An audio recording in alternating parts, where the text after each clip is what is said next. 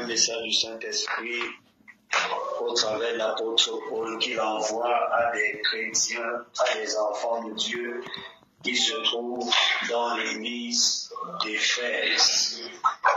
La première des choses que je voudrais que nous constations ici, c'est que c'est un message qui s'adresse à des personnes qui sont chrétiennes, à des personnes qui sont enfants de Dieu déjà nés de nouveau. Oui, allons-y. De la part de Paul, apôtre de Jésus-Christ, par la volonté de Dieu, aux saints qui sont à Éphèse et qui sont fidèles en Jésus-Christ. Aux saints qui sont à Éphèse et qui sont fidèles en Jésus-Christ. Oui. Que la grâce et la paix vous soient données de la part de Dieu, notre Père, et du Seigneur Jésus-Christ. Que la grâce et la paix vous soient données de la part de notre Dieu, de Dieu notre Père, et du Seigneur Jésus-Christ. Pour les personnes qui venaient de nous rejoindre, nous sommes dans Éphésiens chapitre 1 et nous sommes déjà au verset 2. Continuons seulement. Verset 3. Béni soit le Dieu et Père de notre Seigneur Jésus-Christ. Il dit, béni soit le Dieu et Père de notre Seigneur Jésus-Christ, oui. Qui nous a bénis de toute bénédiction spirituelle dans les lieux célestes. Qui nous a bénis de toute bénédiction spirituelle dans les lieux célestes en Christ. La Bible ne dit pas qui va nous bénir. La Bible ne dit pas qui pourrait nous bénir. Mais la Bible dit qu'il nous a déjà bénis de toute bénédiction spirituelle dans les lieux célestes en Jésus-Christ. Oui, continuons. Verset 4. En lui, Dieu nous a choisis avant la création du monde pour que nous soyons saints, sans défaut devant lui. La Bible dit en lui, Dieu nous a choisis avant la création du monde pour que nous soyons saints et sans défaut devant lui. Oui. Dans son amour, il nous a prédestinés à être ses enfants adoptifs par Jésus-Christ. Dans son amour, il nous a prédestinés à être des enfants adoptifs par Jésus-Christ. Oui. C'est ce qu'il a voulu, dans sa bienveillance, pour que nous célébrions la gloire de sa grâce, dont il nous a comblés dans le bien-aimé. Merveilleux. Selon le dessein bienveillant de sa volonté, pour célébrer la gloire. Pour célébrer la gloire. Je voudrais nous faire remarquer quelque chose ici. Nous sommes au verset 5. Je vais relire le verset 4 et le verset 5e. Verset 4, la Bible dit en lui, c'est-à-dire en Christ, Dieu nous a élus avant la fondation du monde pour que nous soyons saints et sans défaut devant lui. Dans son amour, il nous a prédestinés par Jésus-Christ à être adoptés selon le dessein bienveillant de sa volonté. Une autre version dit selon le projet bienveillant de sa volonté. Une autre version dit selon le plan bienveillant de sa volonté. Ce que je voudrais nous faire remarquer ici, c'est que la volonté de Dieu est un dessein bienveillant. La volonté de Dieu est un plan bienveillant. La volonté de Dieu n'est pas juste un plan que Dieu a fait pour nous qui pourrait être bon ou mauvais. Mais la Bible précise qu'il a établi ce plan, il a établi cette volonté-là selon un projet bienveillant. Pour les personnes qui travaillent en entreprise aujourd'hui, Vous savez par exemple que désormais, on connaît, disons, plusieurs sortes de management ou alors plusieurs sortes de leadership qui sont des approches qui permettent de conduire les hommes, les employés, les collaborateurs à l'atteinte, disons, des objectifs que s'est fixé une entreprise, une structure ou une organisation. Et parmi les types de management ou parmi les types de leadership, il y a un type de management ou de leadership qui s'appelle le management bienveillant. Le management bienveillant ou un leadership bienveillant est un management qui ne concourt pas juste à amener les gens à atteindre leurs objectifs, quel que soit ce qu'ils peuvent perdre, quel que soit ce qu'ils peuvent endurer, quel que soit ce qu'ils peuvent souffrir. Dans un management non bienveillant, l'accent est mis uniquement sur la performance, c'est-à-dire l'efficacité et l'efficience. L'efficacité, c'est le fait d'atteindre des objectifs qu'on s'est fixés. L'efficience, c'est le fait de les atteindre en ayant minimisé les coûts et en ayant économisé le temps. Donc, dans les entreprises, les organisations ou les associations ou le type de leadership ou de management qui n'est pas bienveillant, tout ce qui est important, c'est l'atteinte des objectifs de l'entreprise. Mais dans une approche managériale bienveillante, si vous voulez encore dans une gestion bienveillante ou dans un leadership bienveillant, on ne regarde pas uniquement l'atteinte des objectifs. On ne regarde pas uniquement l'atteinte des objectifs de l'entreprise, de la structure ou de l'association, mais on prend également en compte la qualité de vie des personnes, des employés ou des collaborateurs qui travaillent autour de ce projet. Le management bienveillant est donc un management global qui ne dissocie pas forcément l'atteinte des objectifs de l'entreprise et votre équilibre familial, émotionnel et, si vous voulez, dans certaines associations, même spirituelles. J'ai utilisé cette illustration dans le cadre de l'entreprise, d'une structure, d'une organisation, d'une association pour mieux étayer, mieux expliquer, mieux expliciter ce que le Seigneur essaye de dire ou ce que le Seigneur dit au verset 5e de Éphésiens chapitre 1.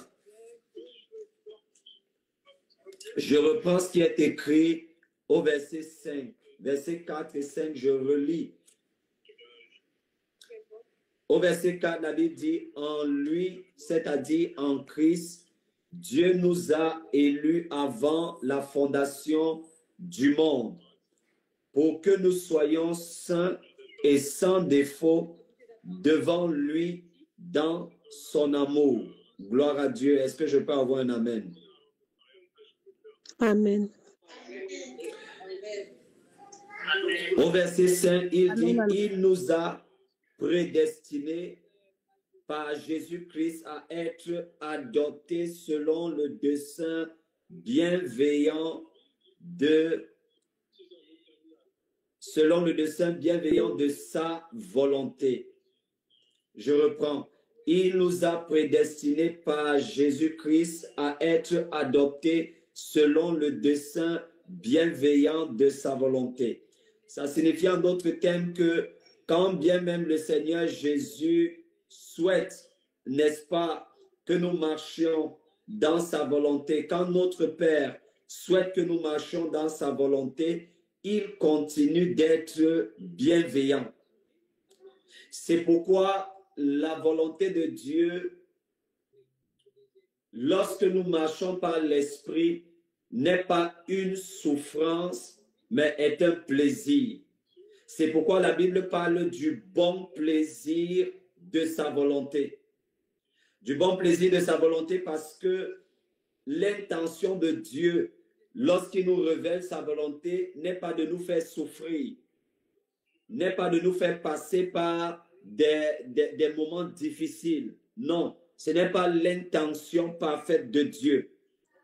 L'intention parfaite de Dieu, lorsqu'il nous donne sa volonté, lorsqu'il nous révèle sa volonté, son intention est de nous faire passer par un moment de plaisir. Dieu voit notre bonheur, Dieu voit notre plaisir, Dieu voit notre satisfaction présente et future. Et c'est dans le but de notre épanouissement présent et futur que Dieu choisit de nous révéler sa volonté. Mais le problème qui se pose, c'est que notre chair est hostile à la volonté de Dieu.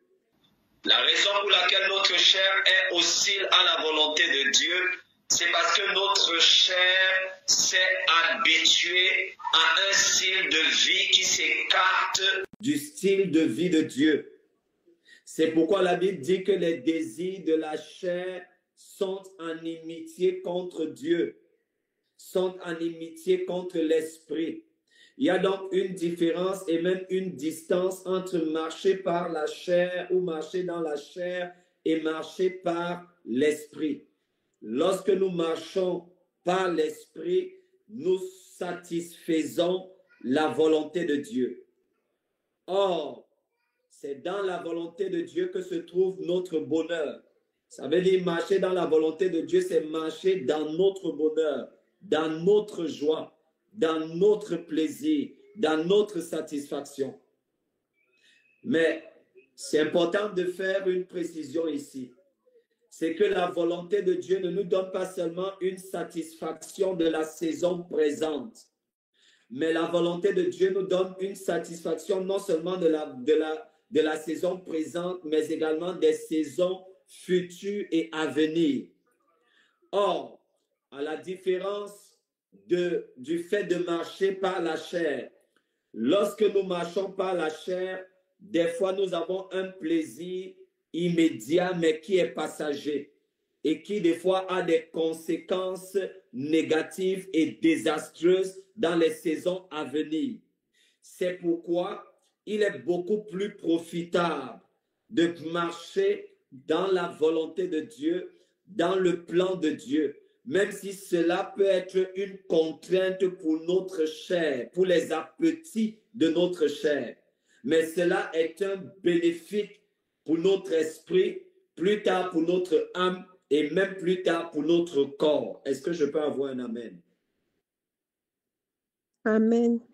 Est-ce que ce que je dis est compréhensible? Est-ce que c'est digeste ce que je partage?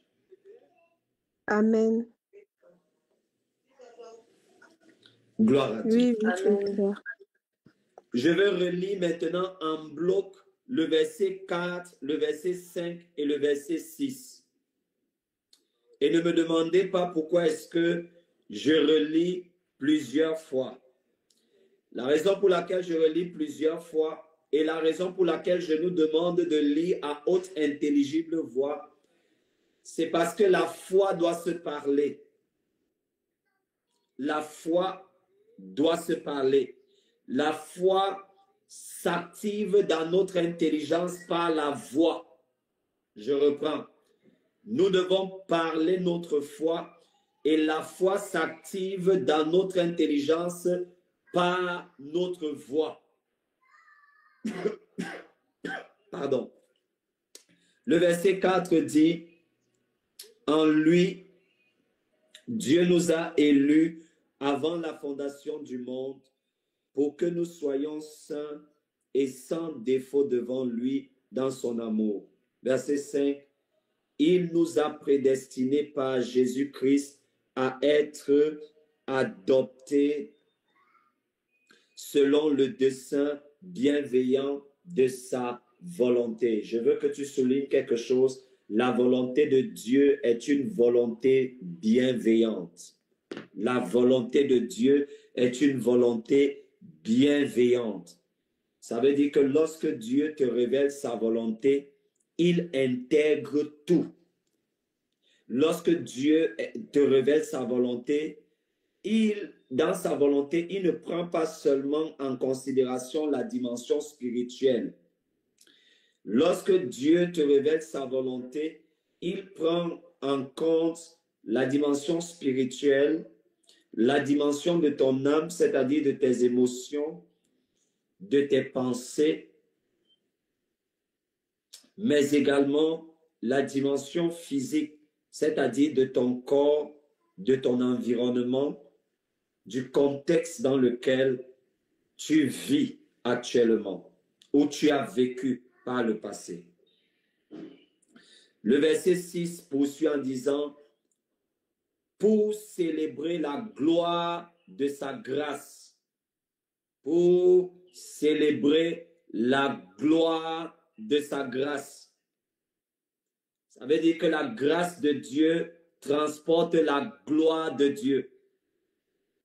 Quiconque opère avec la grâce de Dieu opère également avec sa gloire. On ne peut pas séparer la grâce de Dieu de la gloire de Dieu. Les deux vont ensemble. Quiconque a reçu la grâce de Dieu a également reçu la gloire de Dieu. Et la Bible dit que pour célébrer la gloire de sa grâce qu'il nous a accordée en son bien-aimé. Ça veut dire que la gloire de sa grâce nous a été accordée en Jésus-Christ. Le fait d'avoir reçu Jésus-Christ nous a donné accès à la grâce et à la gloire de Dieu. Pas seulement à la grâce de Dieu, mais également à la gloire de Dieu. Amen. J'ai envie de nous dire que aucun mondain n'a une gloire supérieure à la gloire d'un enfant de Dieu.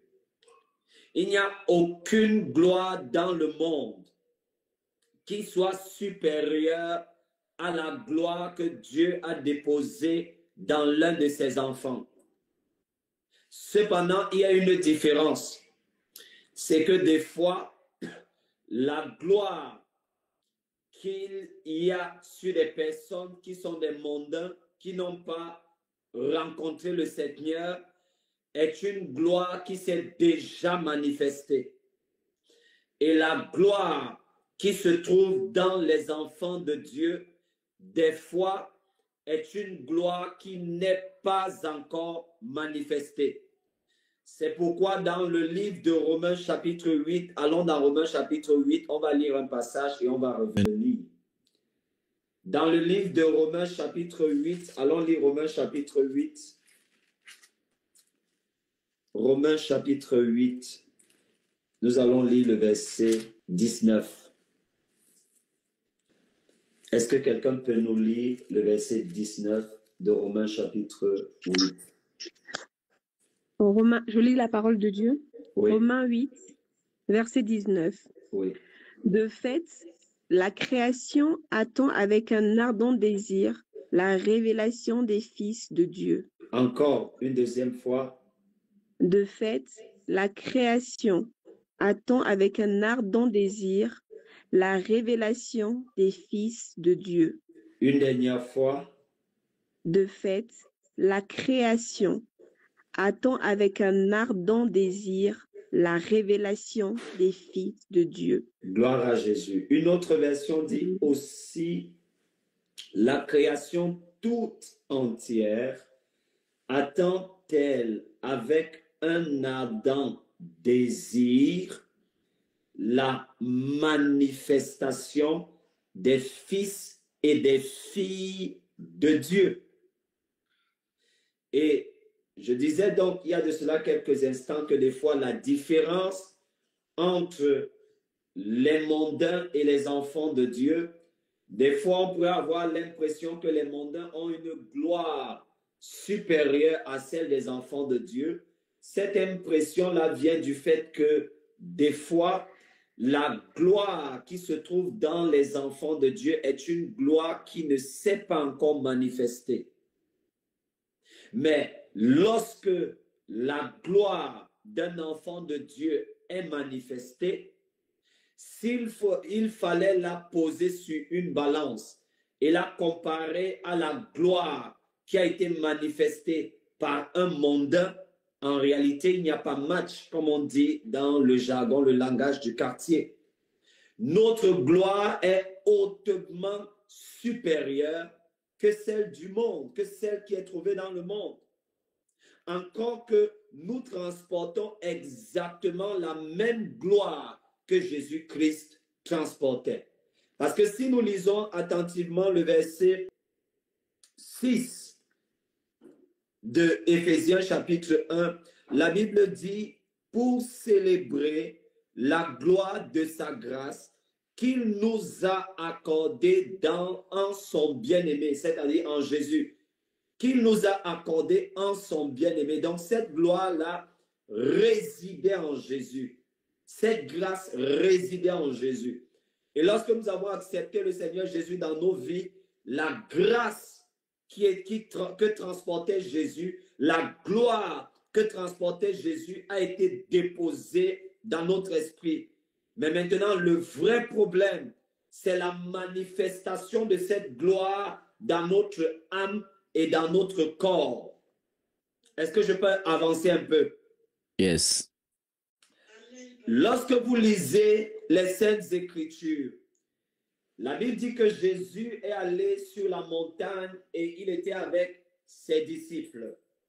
Et pendant qu'il était sur la montagne avec ses disciples, il les a invités à prier, mais ceux-ci se sont endormis.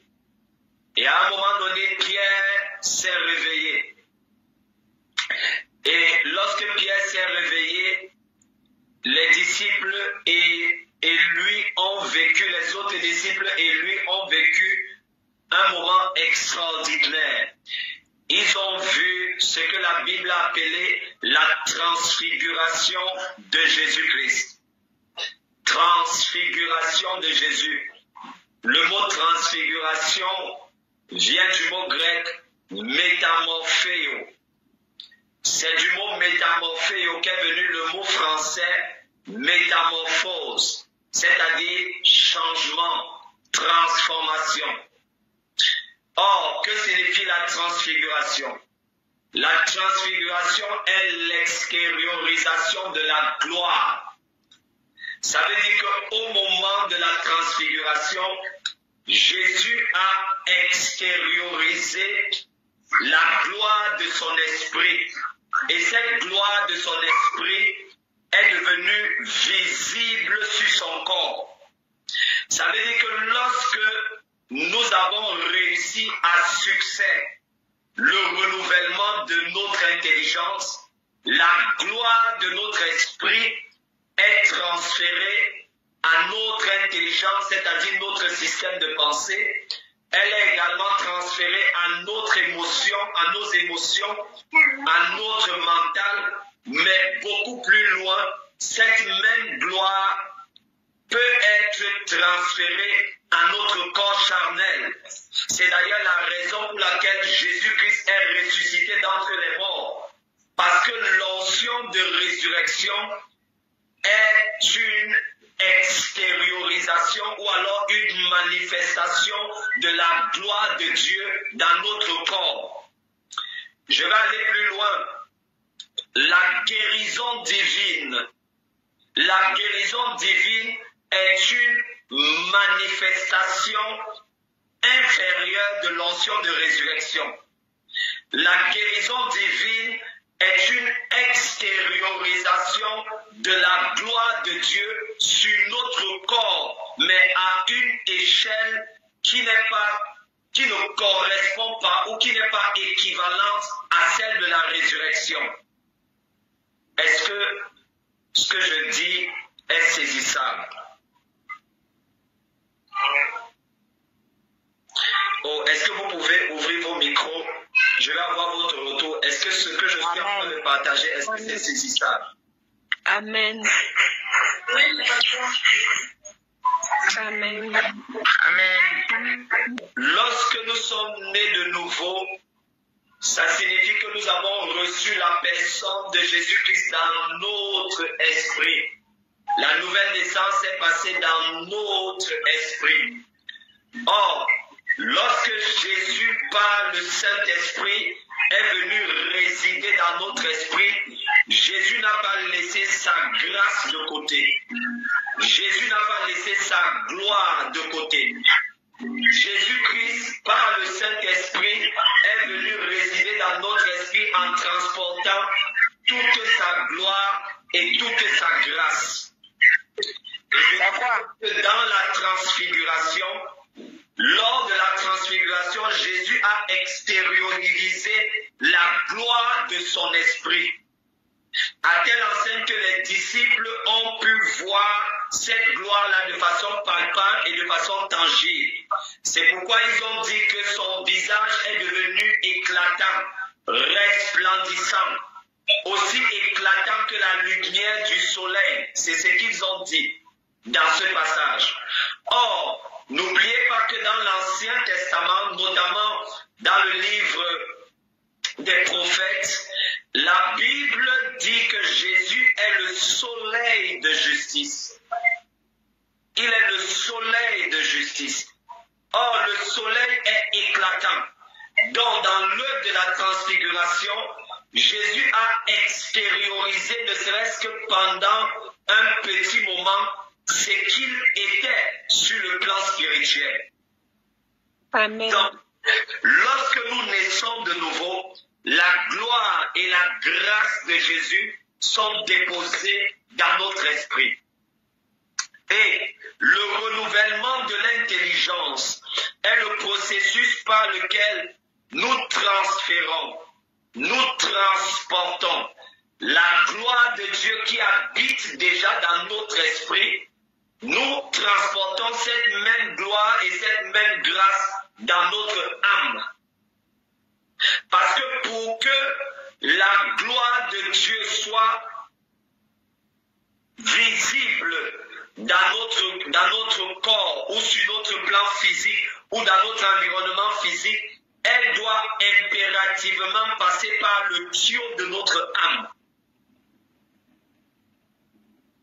C'est pourquoi, je crois que c'était hier ou avant-hier, le Saint-Esprit nous a m'a amené à utiliser l'image ou l'imagerie d'un robinet à l'intérieur duquel il y a de l'eau.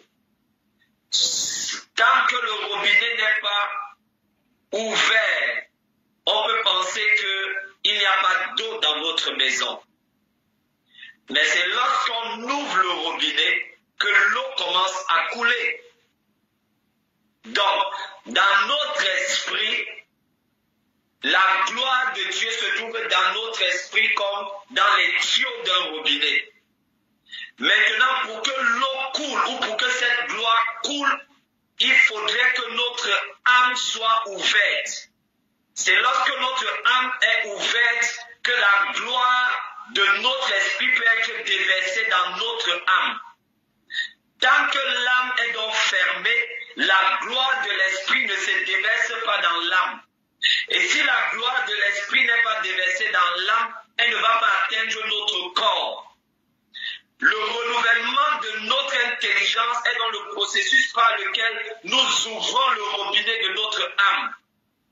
Et lorsque le robinet de notre âme est ouvert, à ce moment-là, la gloire qui est contenue dans notre esprit peut se déverser dans notre âme, passer par nos émotions, passer par nos pensées, notre système de pensée, passer par notre mental, passer par notre volonté et se déverser aisément et facilement dans notre corps et dans notre chair.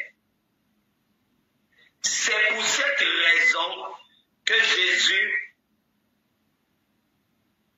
prêchait, enseignait et guérissait les malades.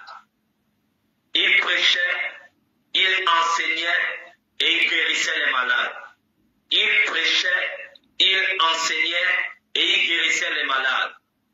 Parce que la prédication et l'enseignement avaient pour but d'apporter la révélation ou de renouveler l'intelligence des personnes qui l'écoutaient. Et lorsque l'intelligence des personnes qui écoutaient Jésus était faite, était accomplie, à ce moment, les miracles devenaient aisés, les guérisons devenaient faciles. Est-ce que je peux avoir un amen? Amen. Amen.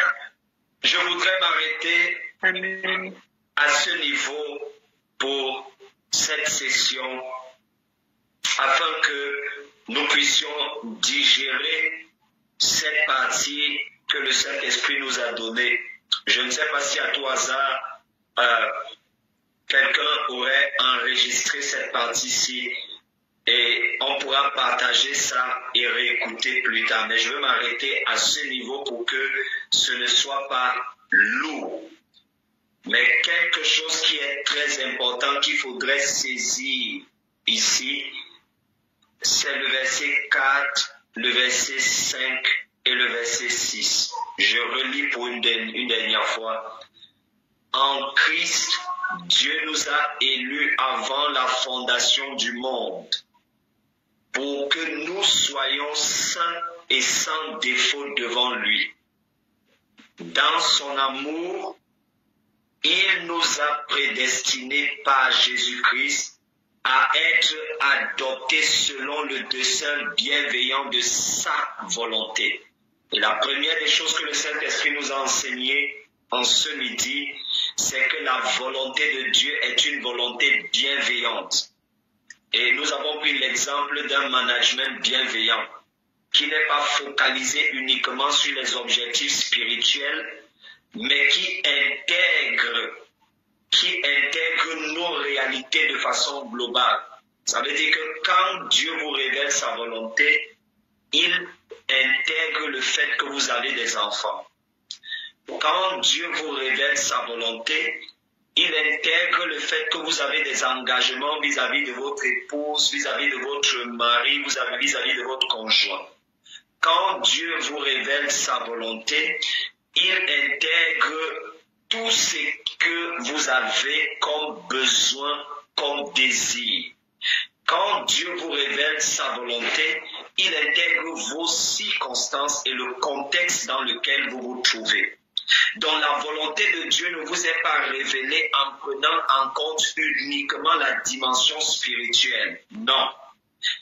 Lorsque Dieu vous révèle sa volonté, c'est selon son plan et son dessein bienveillant.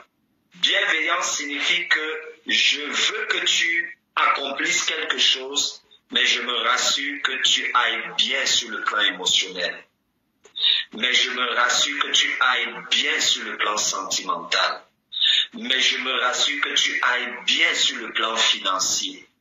Mais je me rassure que tu ailles bien sur le plan personnel. C'est cela qu'on appelle l'évangile dans sa dimension holistique, c'est-à-dire totale. Le salut, un salut qui prend en compte votre esprit, votre âme et votre corps. Je veux prier. Père, nous te rendons grâce et nous te disons merci pour ta parole de ce matin. Seigneur, merci parce que ta parole est la vérité. Selon qu'il est écrit dans Jean chapitre 17, le verset 17.